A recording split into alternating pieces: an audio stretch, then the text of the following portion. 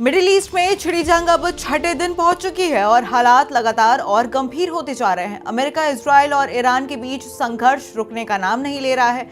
अमेरिकी राष्ट्रपति Donald Trump ने साफ संकेत दिए हैं कि ये युद्ध जल्द खत्म नहीं होने वाला है। ट्रंप के मुताबिक ये जंग 4 से 5 हफ्ते तक चल सकती है, जिससे पूरे पश्चिम एशिया में तनाव और ज्यादा बढ़ चुका है। अमेरिकी सीनेट ने ट्रंप को दी खुली छूट। इस बीच अमेरिका की सीनेट ने एक बड़ा फैसला लिया है। सीनेट ने उस प्रस्ताव को रोक दिया है जिसमें राष्ट्रपति ट्रंप को कांग्रेस की अनुमति के बिना ईरान पर सैन्य कार्रवाई जारी रखने से रोकने की कोशिश की जा रही थी। ये प्रस्ताव 1973 के वॉर पावर्स एक्ट के तहत लाया गया था। वोटिंग में 53 से 47 के अंतर से ये प्रस्ताव खारिज हो गया है। ज्यादातर रिपब्लिक सेनेटरों ने इसके खिलाफ वोट किया है, जबकि डेमोक्रेट्स इसके समर्थन में थे। अब इस फैसले के बाद अब ट्रंप प्रशासन को ईरान के खिलाफ सैन्य कार्रवाई जारी रखने की और अधिक राजनीतिक छूट मिल गई है। ईरान के सनंदज शहर में धमाके। आपको बता दें कि इसी बीच पश्चिमी ईरान के कुर्दिस्तान प्रांत की राजधानी सनंदज में कई जोरदार धमाकों की खबर सामने आई है। स्थानीय मीडिया और सूत्रों के अनुसार ये हमले अमेरिका और इजराइल की संयुक्त कार्रवाई का हिस्सा हो सकते हैं। वहीं रिपोर्ट्स के मुताबिक हमलों का निशाना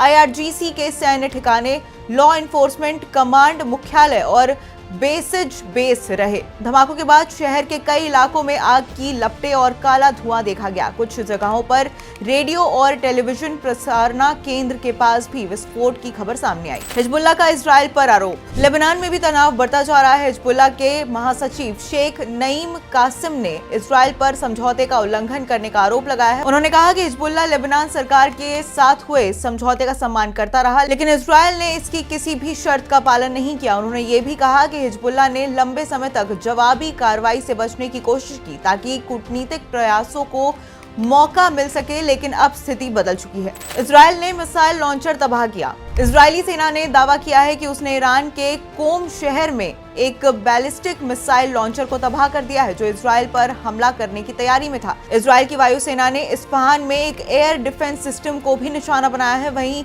सैटेलाइट तस्वीरों में कारमिन शाह मिसाइल बेस को हुए बड़े नुकसान के संकेत मिले हैं, जहां कई इमारतें नष्ट हो गई हैं। इजराइल में बम शेल्टर से बाहर आए लोग। इजराइल डिफेंस फोर्सेस यानी कि IDF ने बताया कि ईरान की ओर से तीसरी बार बैलिस्टिक मिसाइल हमला किया गया था। हालांकि इजराइल के एयर डिफेंस सिस्टम ने ज्यादातर मिसाइलों को हवा में ही नष्ट कर दिया है। इसके बाद नागरिकों को बम शेल्टर से बाहर आने की अनुमति दी गई, लेकिन लोगों को सतर्क रहने की सलाह दी गई है। सऊदी अरब ने ईरानी ड्रोन गिराया। आपको बता दें कि सऊदी अरब ने भी दावा किया है कि उसने जॉर्डन सीमा के पास अल जैफ क्षेत्र में ईरान की ओर से आ रहे एक ड्रोन को मार गिराया है।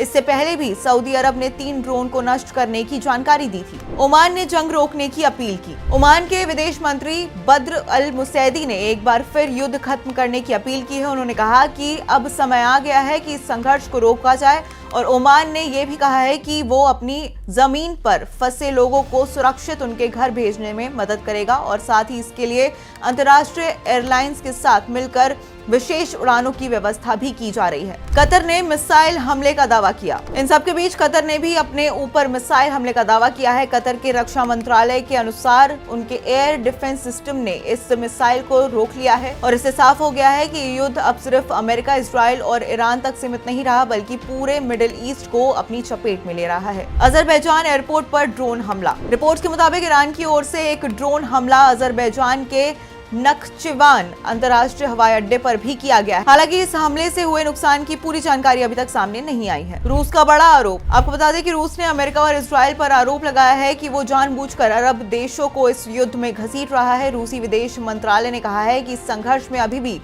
कमी आने की संभावना नहीं दिख रही है और हालात और गंभीर हो सकते हैं। भारत की प्रतिक्रिया। आपको बता दें कि नई दिल्ली स्थित ईरान दूतावास में भारत के विदेश सचिव विक्रम मिस्री ने शोक पुस्तिका पर हस्ताक्षर कर ईरान के दिवंगत सर्वोच्च नेता अयातुल्ला अली खामनेई को श्रद्धांजलि दी। बंदर अब्बास पोर्ट पर हमला। ईरान के प्रमुख बंदरगाह बंदर अब्बास पर भी हमले की खबर सामने आई है। एयर स्ट्राइक के बाद वहां से उठते धुएं के बड़े गुब्बार देखने को मिले, जिससे साफ है कि ईरान के समुद्र ढांचे को भी निशाना बनाया जा रहा है। ईरान की चेतावनी। ईरानी ब्रिगेडियर जनरल हैदरी ने अमेरिका और इजराइल को चेतावनी देते हुए कहा कि इजरायलियों को अब सायरन की आवाज की आदत डाल लेनी चाहिए। उन्होंने कहा कि ईरान अपने ऊपर हुए हमले का जवाब देगा और अमेरिकी सैनिकों को इसकी भारी कीमत चुकानी पड़ेगी। बेन गुरियन एयरपोर्ट पर मिसाइल हमला। ईरान की रेवोल्यूशनरी गार्ड कॉर्प्स यानी कि IRGC ने दावा किया है कि उसने इजराइल के बने गुरियन एयरपोर्ट को निशाना बनाते हुए मिसाइल दागे हैं।